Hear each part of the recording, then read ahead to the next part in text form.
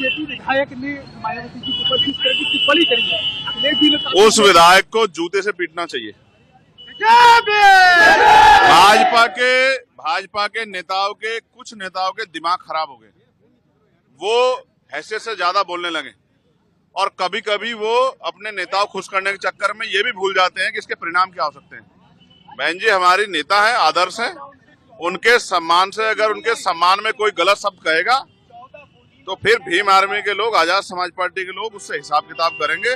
इस बात को मैं उनको सावधान करना चाहता हूँ। मिशन के अध्यक्ष बीपी मंडल जी की जयंती भी है, उन्हीं की जयंती के अवसर पे मामला रामसूर वर्मा जी के, इन दोनों ही महान पुरुषों के जयंती और उनके अवसर पे जो है एक कार्यक्रम हम लोगों ने सामाजिक न्याय सम्मेलन हमने रखा है बांदा में, उसमें मैं शामिल होऊंगा।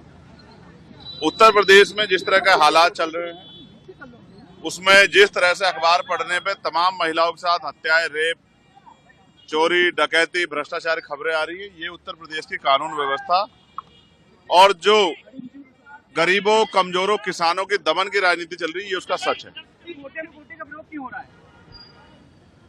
आपने फैसला पढ़ा नहीं, हमने फैसला पढ़ा है। हम ये चाहते हैं कि हम भाइयों की एकजुटता बनी रहे और उस एकजुटता के लिए अब हमने प्रयास किया है कि बहुत जल्द हम शेड्यूल कास्ट की सभी जातियों के लोगों के प्रतिनिधित्व को बिठा के उनसे वार्ता करेंगे। हम कोशिश करेंगे कि एक दूसरे को समझे और इस फैसले को भी समझे, और अगर कोई रास्ता निकालना है तो हम ही लोग निकालें, क्योंकि सरकार की मंशा पे और कोर्ट की मंशा पे हमें शक है।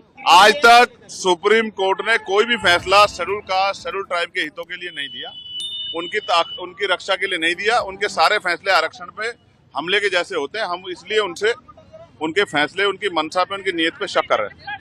रही बात, अब उपचुनाव है, मेरा प्रयास रहेगा इरफान भाई को जिस तरह से उनका